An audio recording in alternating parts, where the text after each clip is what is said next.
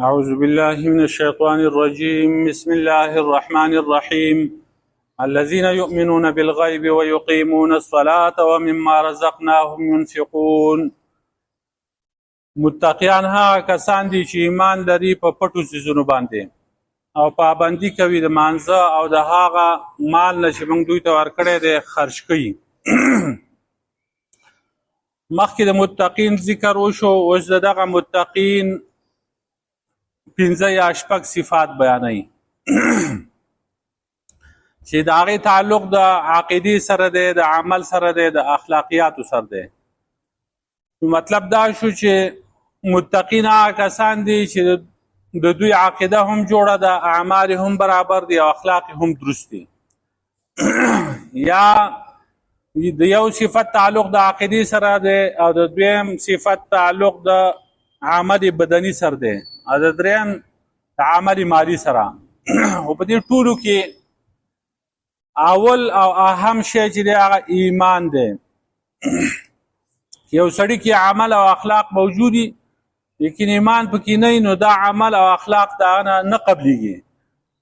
په یو سړی کې تصدیق وي لیکن عمل پکې نه، نو دا آسیا ونه ده، بغیر د سانګو نه، بغیر د میوې نه، بغیر د پاڼو نه آسی ته نه ده، نو د دې هم څه فایده نه. نو ځکه ایمان مخکې که اوس د عقیدې سره چې د کوم صفاتو تعلق دی هغه یؤمنون او یوقنون دی.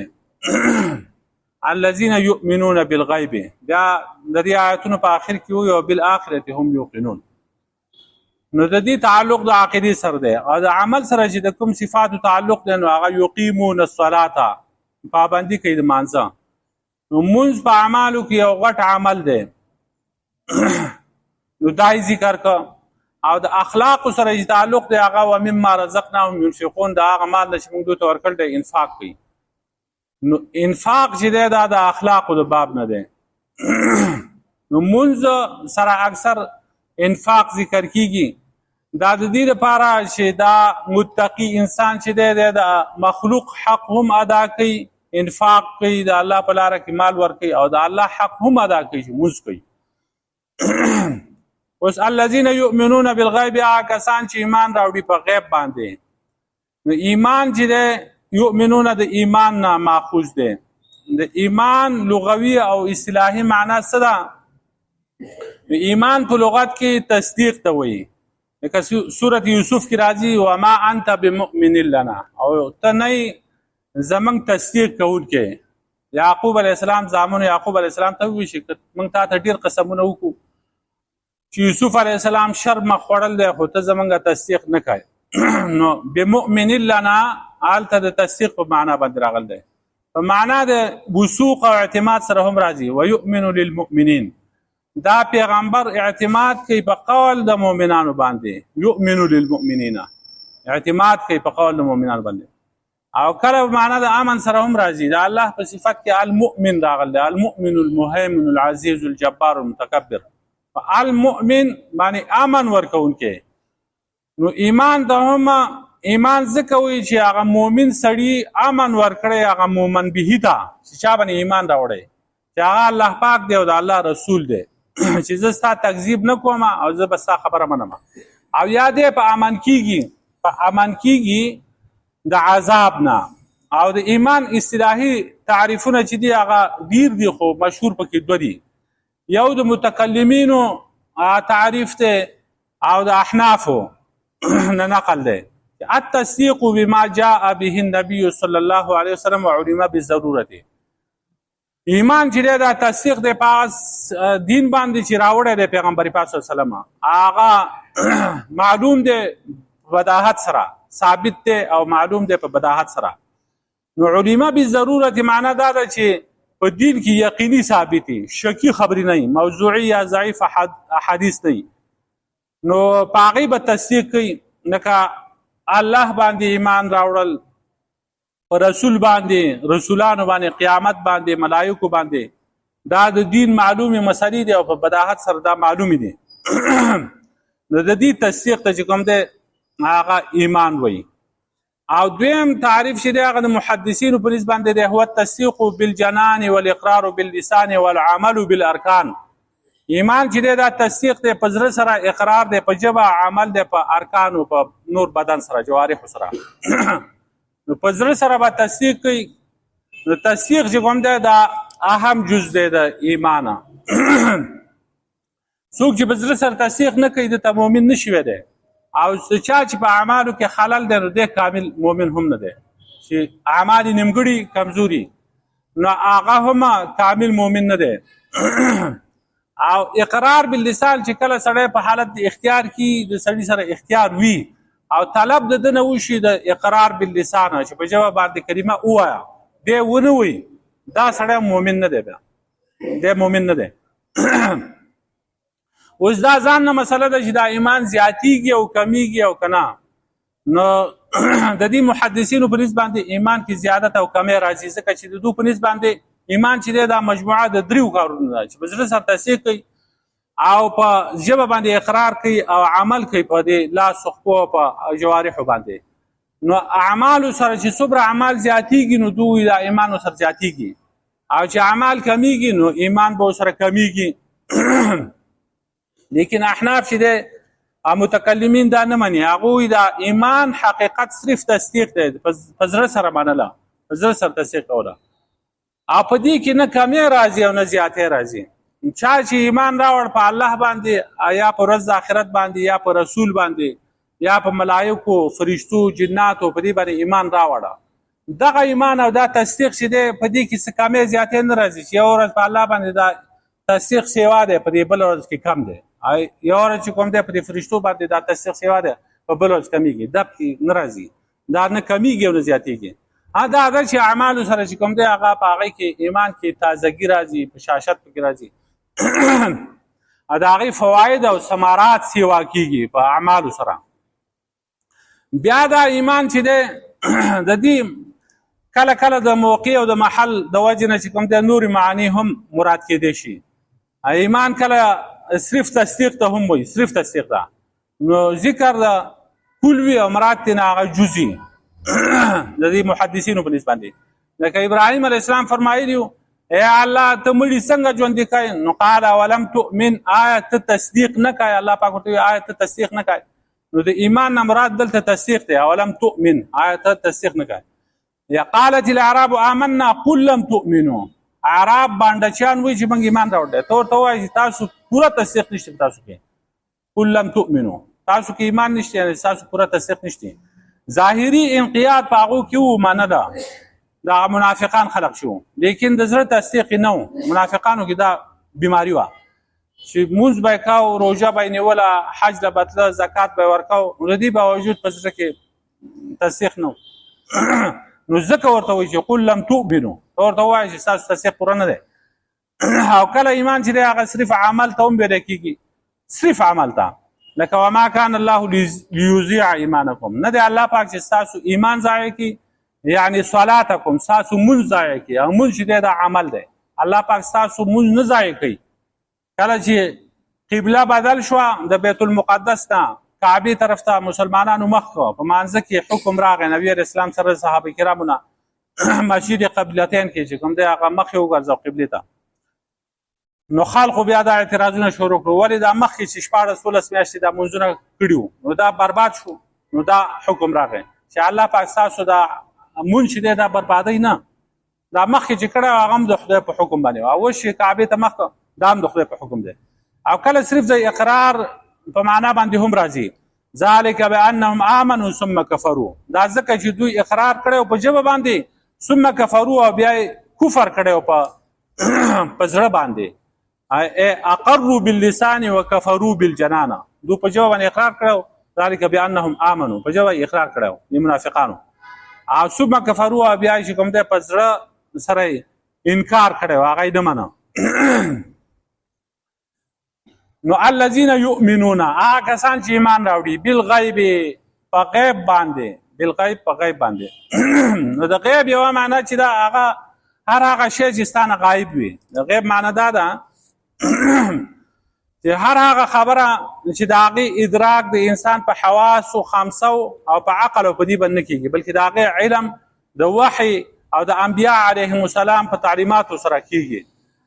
نو قرآن کریم کې د غیب نه مراد هر خبره ده چې هغې ته یوازې د عقل رسېدل نشي کېدی تر څو پورې چې سره د پیغمبر پاک صلی الله علیه وسلم هغه وینا او قول ملګري شوي نه لکه ذات او صفات د الله تعالی د فرشتو وجود د عرش او د کرسی د لوح او د قلم علامات د قیامت عذاب د قبر حشر نشر پل صراط میزان جنت جهنم دغه شان ټول غیبي امور نو مؤمن په هره خبره ایمان راوړي چې د هغې خبر چې کوم دی هغه الله او د الله رسول ورکړی برابره خبر ده که دغه انسان بیا د هغې مشاهده کړي او که نه کړي یا هغه پیژني یا نه پیژني خو په دې باندې ایمان راوړي نو بعضې ملحدین داسې چې هغو غیبي امور چې کوم دی هغه نه مني د هغې تکذیب کوي ځکه هغه وایي چې کوم شی نه لیدی کېږي زموږ په نظر باندې نه راځي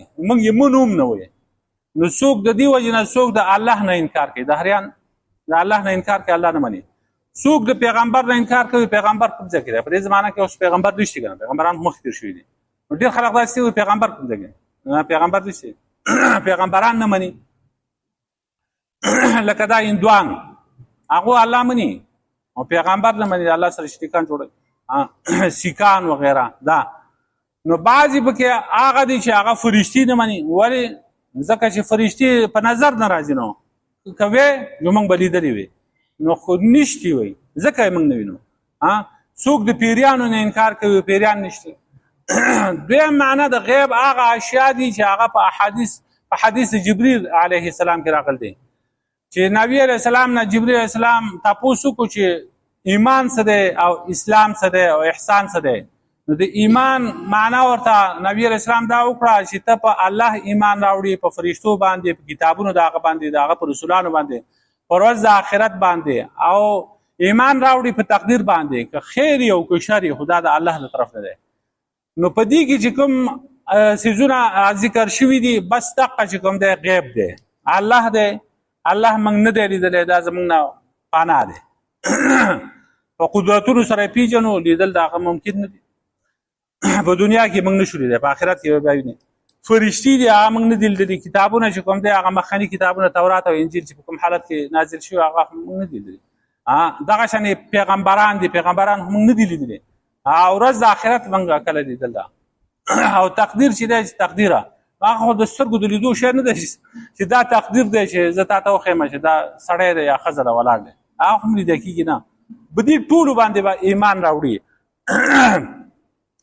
دریم غیب په معنا د زړه سره هم راځي زړه لکه زیر بن حبیش وایي چې یؤمنون بالغیب ای بالقلب ایمان راوړي په زړه سره د غیب نه مراد زړه دی یعنی د خولي ایمان نه په زړه سره راوړي نو په دې کې رد دی په منافقانو باندې چې هغو د خولي د ژبې د سر ایمان او په زړه کې ایمان نه و څلورم تفسیر د ابو مسلم اصفهاني رحمت الله علیه هغه دا کړی چې د غیب نه مراد چې کوم دی دا بالغیب دا حال دی حال كونهم غائبين عن الناس يؤمنون بالغيب دو ایمان راوړي حال كونهم غائبين عن الناس په حال د کون د دوی کې چې د متقیان چې کوم دي دو غایب د خلقونه چې د خلقونه پناه نو بیا هم الله مني آخرت مني رسولان مني پیغمبران مني نو د منافقانو په شانتي نه دي چې منافقان د مسلمانانو په مجلس کې وایي موږ ایمان راوړ دی او چې بیا دغه منافقان د مسلمانانو د مجلس ته لاړ شي نو بیا وایي موږ پیشاړې کولې موږ ټوکې کولې د مسلمانانو پورې لکه لږ وروسته به راشي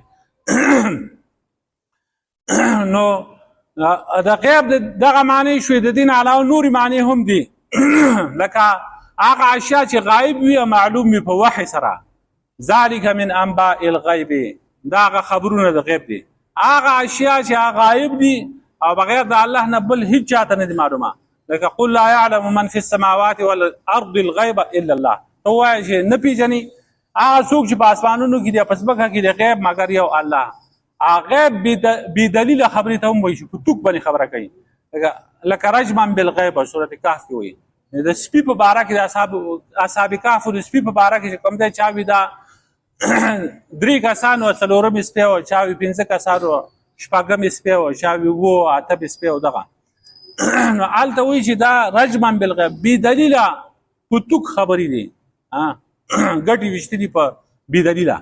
یا يقذفون بالغیب من مکان بعیده، دو به ودي هغه بيدلیله خبرې د لري نه. نو د ایمان بالغیب چې کوم دی غټ فضیلت دی چې په غیب باندې په هغه سيزونو باندې چې هغه ادراک په حواس نه کیږي، په عقل سره نه کیږي، په هغه باندې ایمان راوړي. نو دا عبد الله بن مسعود رضی الله تعالی عنہ فرمایي چې د الله په دربار کې غوره عمل هغه ایمان بالغیب دی. ما آمن مؤمن افضل من ایمان بغیب، غوره ایمان د ایمان بالغیب نه بل نشته. نو دا د الله په خوښ دی. د دې وجنه د مرګ په وخت کې هر سړی بیا مؤمن دی، لیکن هغه وخت کې بیا د ایمان نه قبلېږي، ځکه چې دا غیب نه دی. غیب چې نه یې لیدلی او په هغې باندې یقین وکړي دغه ایمان دی، او چې وویني په خپلو سترګو باندې هغه خو بیا هغه ایمان نه دی. د قیامت په ورځ بیا ټول خلق به یقین وکړي او د الله احکامات به هم مني او الله پاک ته به عاجزي هم کوي او هر قول به د الله پاک قبلوي، لیکن هغه ول بیا فایده نه ورکوي. دا ایمان بالغیب چې کوم دی بیا نه حاصلېږي. نو ایمان بالغیب دې ته وایي چې یو شی تا نه دی لیدلی او الله رب العالمین یا د الله رسول صلی الله علیه وسلم د هغې خبر ورکړی، نو ته به بیا منې.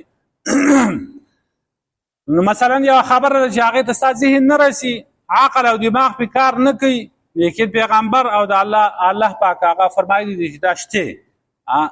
نو اگر چې زه پې نه پوهېږم، ما ته دا شی معلوم نه دی، خو زه به یې منم، دا ایمان دی. ځکه د الله پیغمبر زما نه ښه پوه دی، الله پاک د هغه پیغمبر د ښه پوه دی، چې الله پاک د دې خبر ورکړ دی، خو یي به که نه. نو ایمان به په هغه باندې موږ راوړو. یو سړی چې کوم دی هغه ډاکټر له لاړ شي، هغه ورته وایي په ګرده کې دي ګیټۍ دي، په کولمو کې دي زیړی دی، مثانه کې چې کوم دی هغه د فرق دی، او په اینه کې دي ګربایش دی، او تا ته دا تکلیف دی دا تکلیف دی. اوس ده ته دا پاکي نه دي معلومه، دا خو موږ نه وینو که نه، دا ټولې خبرې موږ وینو نه. خو زموږ یقین دی په دې خبره باندې دا شته کته په دې بدن کې ګرده ده. تاسو ګورئ د خپل ځان ته، تاسو چا ولیده دا ګرده نه ده لیدلی؟ موږ وینو خو موږ نه که نه. پاکي معده ده او په دې کې چې کوم دی مثانه ده په دې بدن کې دلته. تاسو ځان ته وګورئ، دا تاسو څه شی ولیده؟ څه شی هم تاسو ونه لیده، ما ونه دی لیدلی. خو دا موږ منو چې دا پاکي شته، هر څه شته. لیدل خو د هغې لپاره شرط نه دي که نه.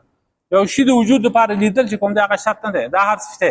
ډاکټر وایي چې دا مرضونه دي، دا خبره موږ منو د ډاکټره.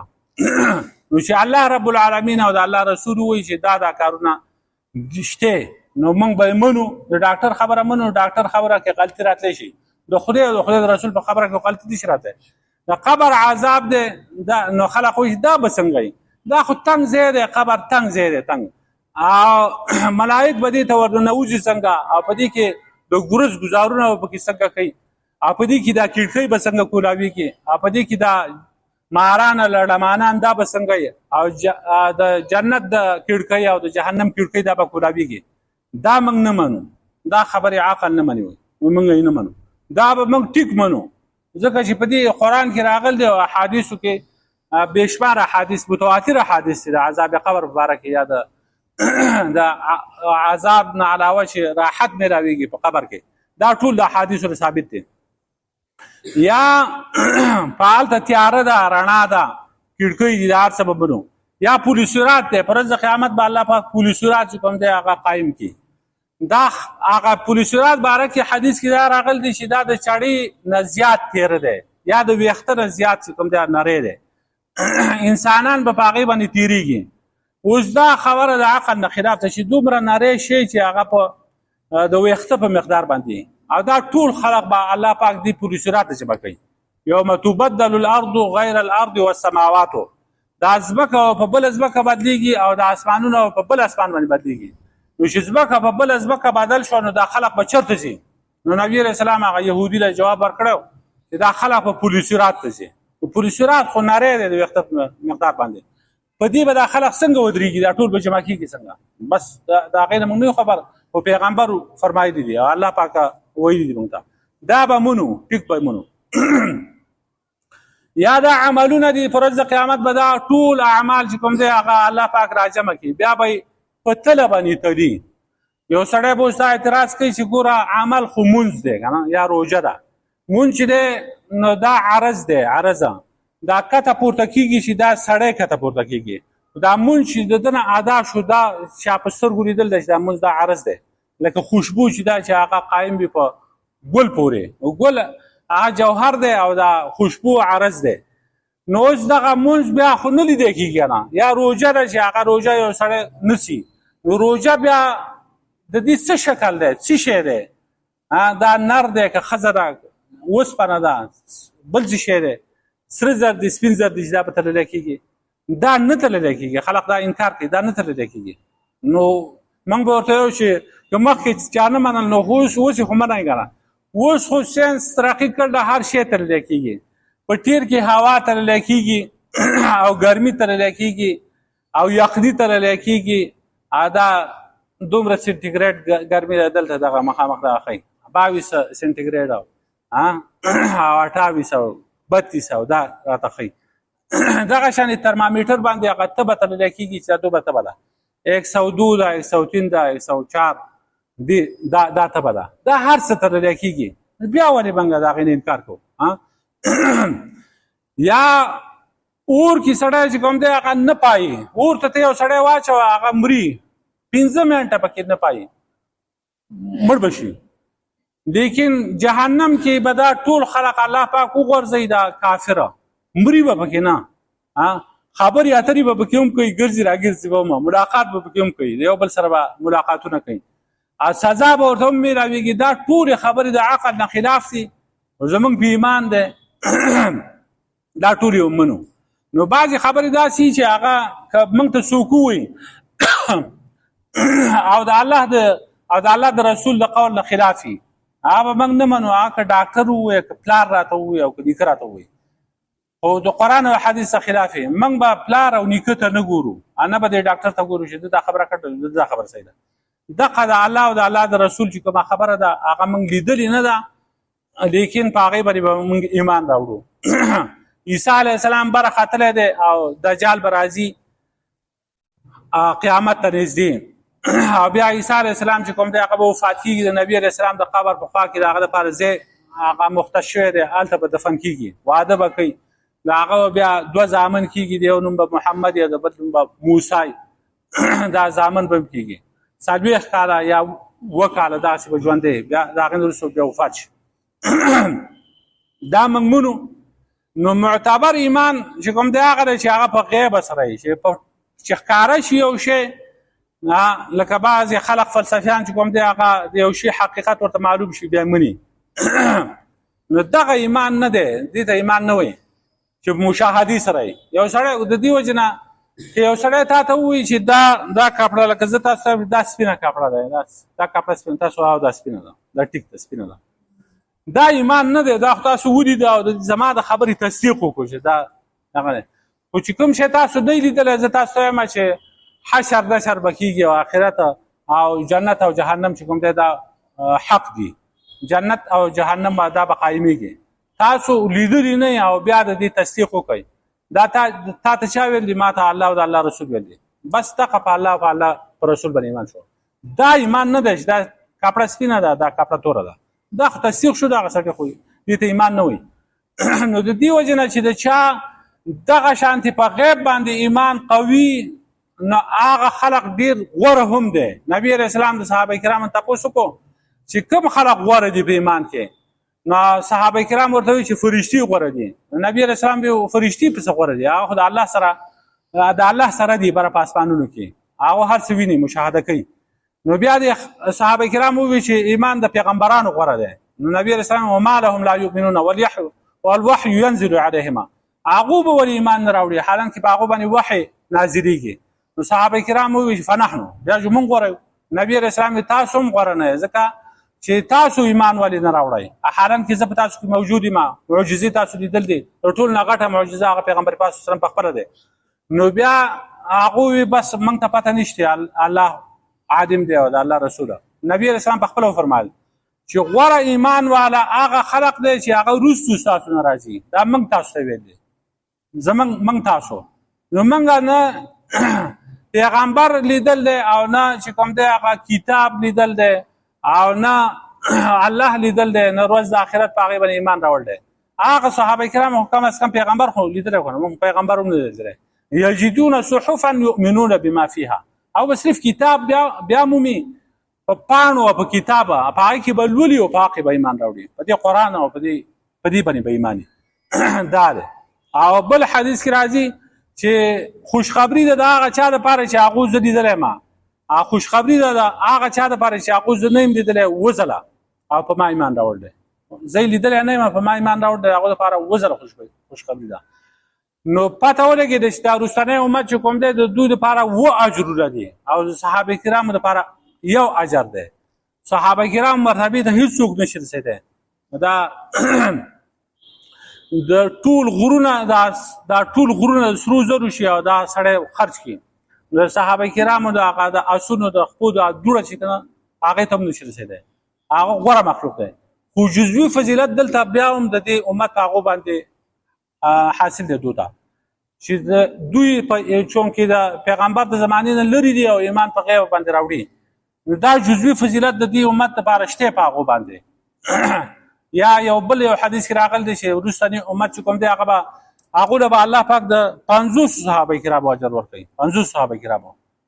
دا جزوي فضیلت دی. یو علم الغیب دی، بل علم بالغیب دی. نو علم الغیب چې دی دا خاص صفت د الله تعالی دی، یعنی هیڅ شی د الله پاک نه پټ نه دی، هر شی ورته ښکاره دی. وما يعزب عن ربك من مثقال ذره في الارض ولا في السماء، د الله پاک نه هیڅ شی نه پټېږي، که هغه په مقدار د یو ذرې په ځمکه کې که په اسمان کې. یقول لا يعلم من في السماوات والارض الغیب الا الله، ته ووایه چې نه پیژني هغه څوک چې په اسمانونو کې دی او په ځمکه کې دی غیب مګر یو الله. یا عالم الغیب فلا یظهر علی غیبه احدا، الله پاک عالم الغیب دی او نه ښکاره کوي خپل غیب په هیچا باندې. او د نبی علیه السلام نه د دغسې غیبه چې کوم دی د علم الغیبه صراحتا نفي راغلی ده. سورة انعام کې وایي ولا اعلم الغیبه، ته ووایه خلقو ته زه په غیب نه پوهېږم. پیغمبر پاک صلی الله علیه وسلم ته وایي ته دې خلقو ته ووایه چې زه په غیب نه پوهېږم. نو هر شی چې په هر ټایم کې هغه ښکاره خدای ته ښکاره دی، هغه پې پوهه دی، نور د چا دغه صفت نشته، د هر شی ورته ښکاره. نو دا بعضې خلک دا وایي چې پیغمبر پاک صلی الله علیه وسلم ته هغه په ونه کې چې څومره پاڼې دي او د دې دریاب په غاړه باندې څومره شګې دي، دا هر څه ورته دا ذرات ورته معلوم دي. نو دا خو د خدای سره برابر شو، پیغمبر د خدای سره برابروي. دغه معلومات چې سره شته دا کمال خو نه دی چې هر شی پیغمبر ته معلوم دی. بعض داسې ډېرې خبرې دي چې هغه پیغمبر ته معلوم شي، نو دا ښه کار خو نه دی. یو سړی یو پیغمبر چې دی هغه د خپل امت په هر عمل باندې هغه خبردار شي. اوس دغه دا امتي چې کوم دی د شپې دی د خپلې بیبي سره هم ملاوېږي، په دې هم دا پیغمبر خبره، دا ښه خبره خو نه ده، په دې کې څه کمال دی. نو دغه خبرې چې کوم دی هغه غلطې دي. نو علم الغیب د الله سره دی، علم بالغیب چې کوم دی علم بالغیبه او یقین په غیب باندې، دغه صفت په ځان کې راوستل چې سړی د غیب هغه غیب څیزونه چې دي هغه په وحی سره په قرآن او په حدیث سره معلومي کړي، لکه د آخرت د حشر او د نشر او دغه رنګې د پولیسورات او دغه مسایل او په هغې باندې ایمان راوړي. نو دغه صفت ټیک دی او په هر شي باندې پوهه، دغه خو د الله صفت دی، د بل چا نشي کېدی. صلی الله علیه وسلم.